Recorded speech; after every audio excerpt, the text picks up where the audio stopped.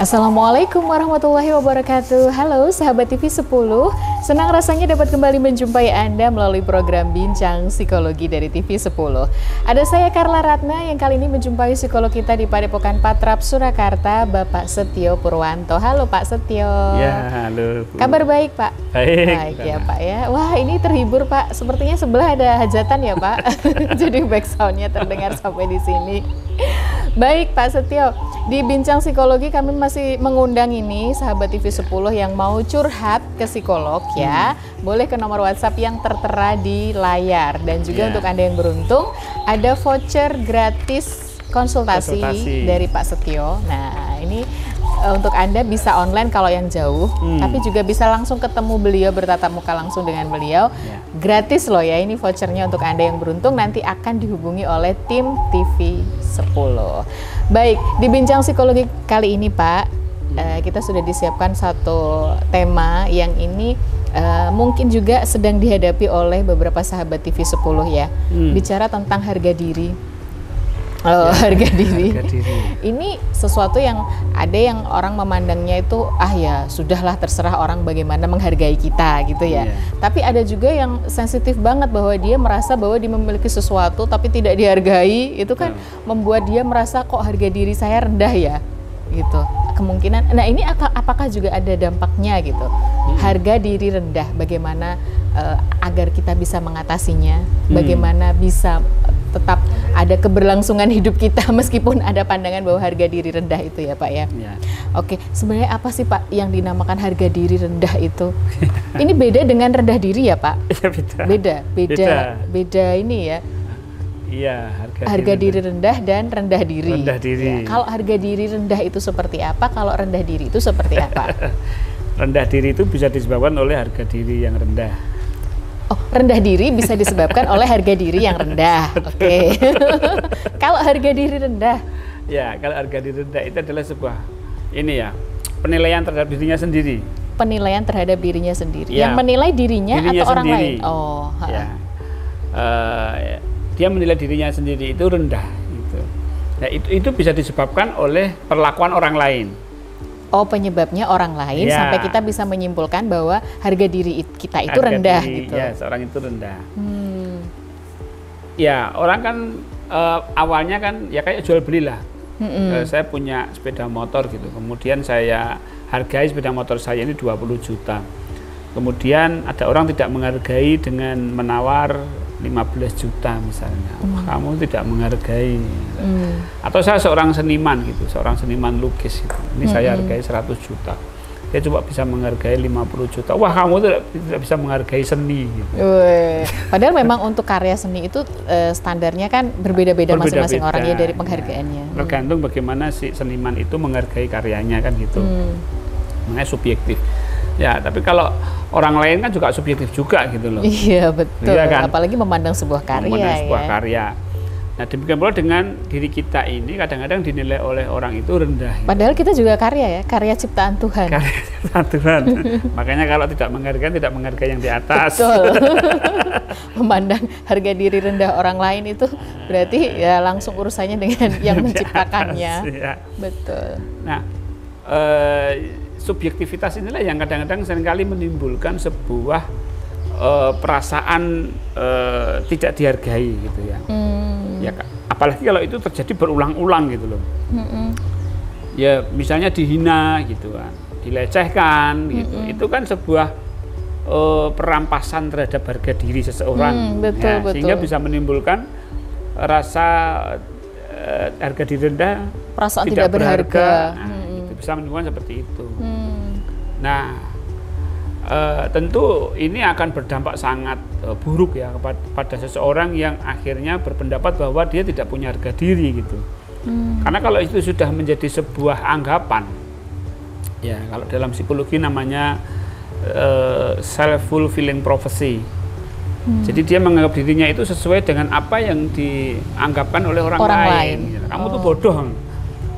Ya, dia akan menganggap dirinya bodoh gitu. Melekat pada dirinya seperti penilaian orang lain itu iya, Pak? Sehingga ketika si orang itu berhadapan dengan orang yang dia anggap pinter gitu, dia merasa bodoh.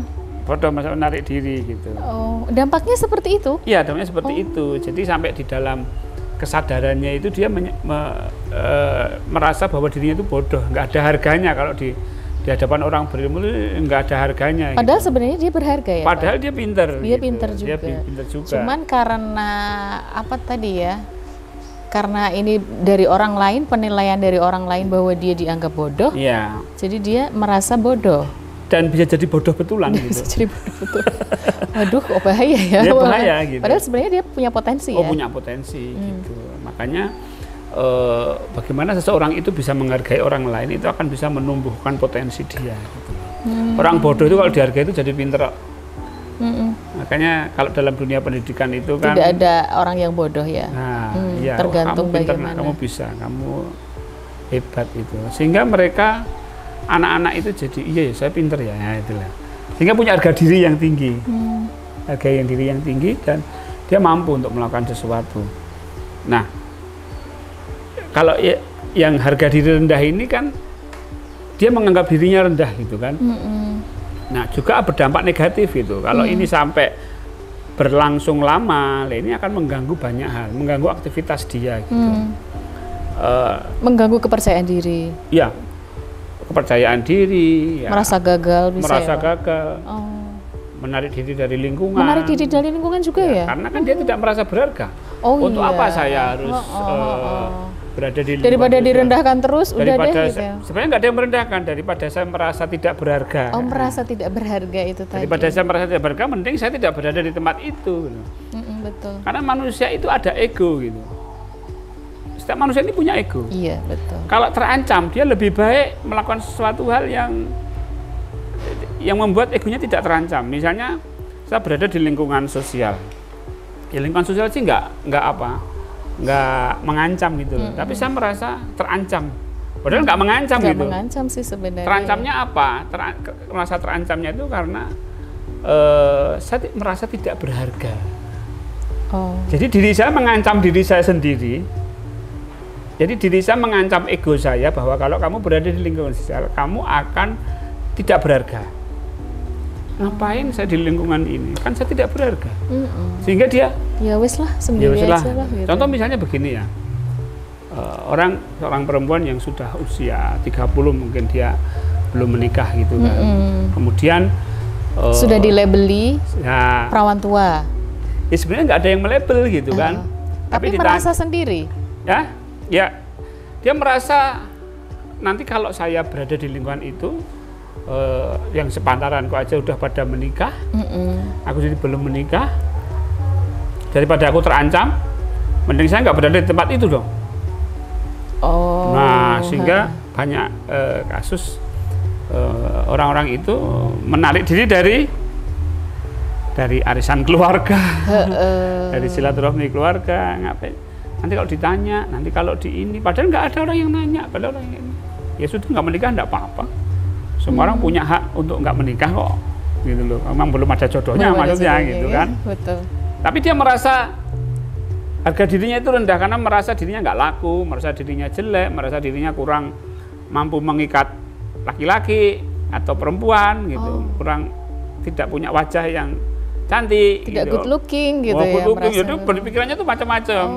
Jika tidak ada harganya gitu. Malah justru semakin ini ya, merasa tidak ada harganya sama sekali, merasa begitu. Nah, karena tidak ada harganya ya sudah menarik diri karena itu tadi egonya terancam oleh dirinya sendiri gitu. Egonya terancam oleh dirinya sendiri. Loh, dirinya sendiri malah yang mengancam ego. Kan kadang-kadang kita itu ada dua ini, ada ego, ada kayak sosok orang lain gitu loh. Ngapain juga kamu kumpul-kumpul kayak gitu?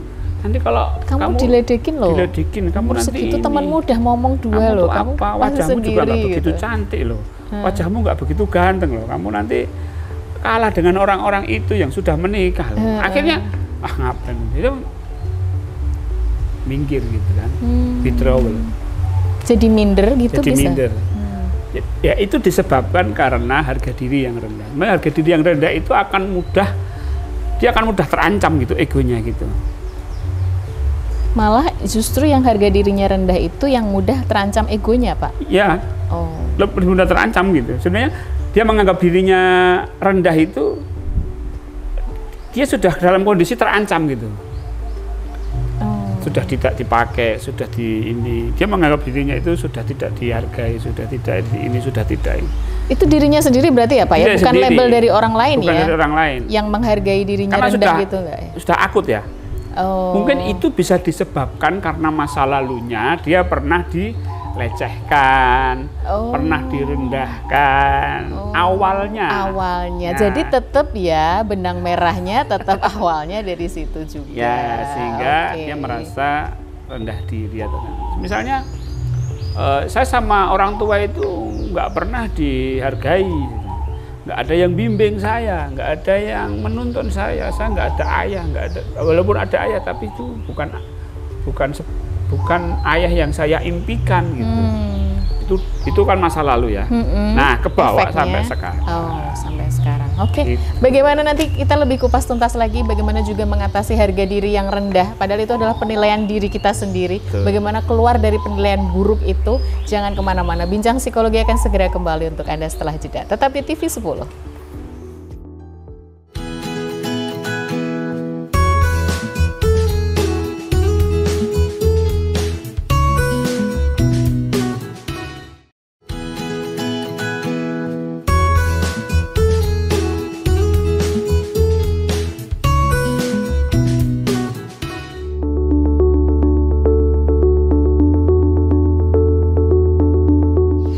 Anda masih bersama kami dalam Bincang Psikologi dari TV 10, masih ada saya Carla Ratna dan psikolog kita Bapak Setio Purwanto. Baik Pak Setio, kita bicara tentang harga diri yang rendah. Iya. Ya, harga diri yang rendah itu penilaian kita sendiri. Betul. Tapi itu bisa jadi berawal dari penilaian orang lain. Kemudian dari apa ya? Perilaku orang lain yang melabeli kita rendah itu. Dari situ awalnya bisa menjadi harga diri rendah, terus dampaknya kita jadi menarik diri, withdrawal. Nah ini kalau diteruskan kan juga ya nggak enak ya Pak ya, hidup dengan harga diri yang rendah. Jadi kalau sering kita mendengar adanya orang bunuh diri ya, itu kan diawali dari ide-ide bunuh diri. Ide kok bunuh diri ya? Ada ide bunuh diri itu bahaya. Makanya kalau kita naik motor, naik mobil itu hati-hati meskipun kita sudah hati-hati. Iya. Karena kadang-kadang ada orang itu ada ide, wah ini menabrakkan motor di mobil itu enak nih. Gitu. Jadi kayak idenya itu menyenangkan gitu loh, bisa ketabrak motor kemudian terlindas kepalanya itu enak gitu loh. Nah itu hati-hati kita. Karena kadang-kadang ada orang tuh sengaja menabrakkan, gitu loh. Ternyata memang diawal dari ide-ide bunuh diri. Ide itu terus bikin skenario sendiri seperti itu ya? Idenya itu gitu loh. Pikiran sendiri itu jalan kayak seperti itu. Nah, ide-ide bunuh diri itu muncul dari penilaian diri yang rendah. Aku tidak berharga. Hidup dunia ini untuk apa? Pengorbananku ini sia-sia. Aku sudah banyak dikhianati. Hidupku tidak berguna. Nah, lengkap sekali gitu ya Pak Setio, ini analisanya lengkap sekali. Jadi itu akhirnya membuat mati aja enak ini. Hanya berkesimpulan seperti itu gitu. Nah kalau itu tidak segera ditangani maka muncullah bunuh diri yang sekarang ini marak. Jadi bunuh diri itu bukan serta-merta bunuh diri gitu, enggak. Ada satu sebab. Sebabnya seperti itu. Sebabnya itu pasti stres, kurang harga diri gitu. Muncul ide-ide yang seperti itu tadi ya, di luar nalar orang yang sehat secara kejiwaannya. Oke, ini kita sapa dulu Pak, ada yang masuk di WhatsApp. Tapi relate atau enggak, monggo nanti dianalisa sendiri nggih. Ada yang masuk ini, kalau sedari kecil tiada yang menuntun atau membimbing hidupnya harus bagaimana dan berbuat apa. Kalau sudah lama tidak ada yang paham, haruskah memahami hidup seseorang bukan untuk mengerti hidupnya dan harus mengikuti hidup atau harus mengikut nasib, tapi orang memaksa untuk paham padahal hidupnya belum sepenuhnya mengerti akan hidupnya sendiri. Ini pemirsa juga bisa lihat sendiri di layar ya, kita munculkan ini WhatsApp-nya. Kemudian kalau dia selalu ragu dengan hidupnya, apakah keyakinan hanya langkah tapi seseorang memaksa untuk hidupnya yang belum pasti, hanya keraguan di hidupnya selama ini, lalu harus bagaimana? Baik. Kalau melihat ini ya, intinya bagaimana ini ya Pak? Biasanya itu kayaknya memang ada mengalami sebuah proses ketidakberhargaan ya. Bila awali dari keluarga dia yang tidak ada yang membimbing, Tidak ada itu yang artinya menuntun, tidak ada yang mungkin membimbing. sosok orang tua yang tidak adekuat, ya tidak, artinya tidak signifikan di dalam membimbing atau mendidik ini, mengarahkan hidupnya ya, itu yang, ya. Tidak ada yang menuntun. Tidak ada yang menuntun gitu kan, sehingga ketika dia dewasa itu muncul keraguan, kebimbangan, Bingung arahnya ya kemana. keyakinan yang seperti apa saya harus mengikuti nasib, apa saya harus ini gitu kan. Itu kan menandakan sebuah kehampaan ya. Orang bingung itu pasti hampa gitu. Nggak ada tujuan pasti gitu loh. Nah, ini termasuk awalnya mungkin dia tidak merasa berharga gitu. Harga dirinya rendah, dia menilai dirinya rendah disebabkan karena memang sejak kecil dia tidak mendapatkan perhatian dari orang tua.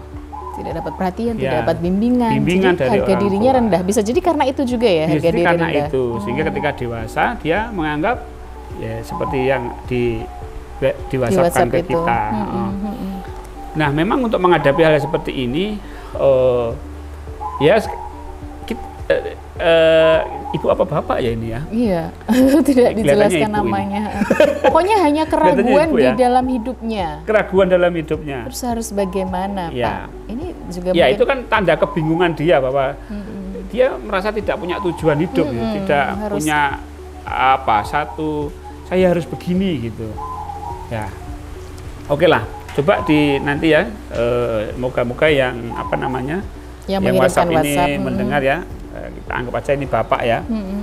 Oke, bapak harus bisa menganalisa masa lalu, dan dia harus disadari, dan itu sebagai referensi aja bahwa oh ya sebabnya ini, udah stop ya. Coba sebagai sebab aja gitu loh. Oh, sebagai sebab aja Harus terus stop. tahu. Oh, cukup hanya tahu saja. Harus tahu. Oh, Memang iya. harus tahu gitu loh. Agar dia lebih aware dengan sebabnya tuh kenapa kok saya merasa bingung seperti sekarang ini gitu. Jadi harus tahu sebabnya biar dia lebih lega gitu. Kalau enggak dia akan, orang itu kalau enggak tahu sebabnya itu ini loh apa, pikirannya itu loncat-loncat. Kalau sudah tahu sebabnya, oh sebabnya ini, tek itu diem dia. Pikirannya diem. Nah, itu harus dilakukan. Kemudian yang kedua, dia harus menyadari gejala-gejala yang saat ini, seperti yang diwasapkan itu kan bingung, ragu, apalagi bingung, ragu, tidak berharga mungkin ya, ada Merasa nggak? tidak. Pokoknya ini selalu ragu dengan hidupnya. Apakah keyakinan hanya langkah, tapi seseorang memaksa untuk hidupnya yang belum pasti, hanya keraguan di hidupnya. Ya, itu ya. Pokoknya WA-nya aja juga WA-nya. menggambarkan bahwa memang ini ya nggak yakin Iya. dan penuh keraguan ya Pak. Baik. Nah, gejala yang sekarang, keadaan yang sekarang, gejala yang sekarang itu ya di inilah. Oh, saya ragu, oh saya bimbang, oh saya tidak berharga, oh saya bla bla bla apalagi ya. Coba itu dicatat gitu loh. Dan harus diterima. Oke, saya mengalami harga diri yang rendah misalnya. Ini juga termasuk bagian dari harga diri rendah ya? Iya, masuk satu proses untuk penyembuhan. Oke, karena ini masalah sebenarnya masalah penyembuhan masa lalu gitu loh. Bukan masa sekarang gitu. Masa sekarang itu masalahnya pada diri dia sendiri yang gitu. belum bisa menerima masa lalunya. Nah, itu. Oh iya. Ya. Nah, berarti kalau ini kan masalah dirinya sendiri gitu, dan dia harus menyadari dan menerima. Nah, itu selesai, setelah itu selesai, lakukan sebuah action. Ya, action. Ini sudah mulai menginjak ke masa depan. Oke, kalau begini saya harus bagaimana? Tetapkan tujuan. Tetapkan Ya. tujuan. Kalau Bapak misalnya atau adik ini umur 20 tahun, 3 tahun lagi mau apa? 5 tahun lagi mau apa? Oh, targetnya 10 tahun lagi harus mau apa? menentukan gitu. Ini harus ada tujuan yang realistis gitu loh. Kalau misalnya sekarang ini baru jadi pegawai dengan gaji 3 juta misalnya, uang nggak cukup lah untuk beli motor. Oke, 3 tahun lagi mau beli apa? Beli motor. 2 tahun lagi mau beli apa? Sepeda. Atau 5 tahun lagi mau beli mobil. 10 tahun lagi beli rumah. 5 tahun lagi menikah. Coba itu di tujuan-tujuan realistis dalam hidup masa depan itu. Oh, iya, iya, iya. Ya kan? Harus punya tujuan Harus punya realistis tujuan, dulu ya. tujuan realistis, sehingga harga diri itu bisa terlewati gitu loh. Saya masih harus punya mobil nanti, saya harus punya mau rumah nanti gitu loh. Tidak fokus ke harga diri yang rendah ya, itu tapi kan ke sudah tujuan tadi ya. hidupnya, maksudnya sudah selesai lah Kan? masalahnya. Tadi sudah acceptance, udah selesai, sudah menerima, udah selesai. Ya, kemudian juga ini apa namanya, bergabung dengan orang-orang yang punya motivasi gitu loh. Jangan berkumpul dengan orang-orang yang putus asa. Berkumpul dengan orang-orang yang misalnya dia buka warung kaki lima, yang buka usaha-usaha franchise dan lain sebagainya. Yang produktif lah pokoknya. Produktif ya. Kumpul dengan orang-orang yang produktif gitu, yang punya cita-cita, yang punya tujuan gitu, yang punya harga diri, self esteem yang tinggi gitu. Dia nanti akan terpengaruh. Nah itu apa namanya, satu langkah untuk agar dia bisa berubah ke masa depan.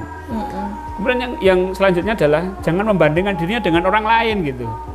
Harga diri saya rendah, saya bandingkan dengan mereka yang berprestasi, wah sakit hati. Oh gitu ya kuncinya, jangan membandingkan diri. Jangan membandingkan kebanting ya. Iya betul sekali. Malah justru semakin. Ini membandingkan tambah rendah lagi kan gitu ya. Iya.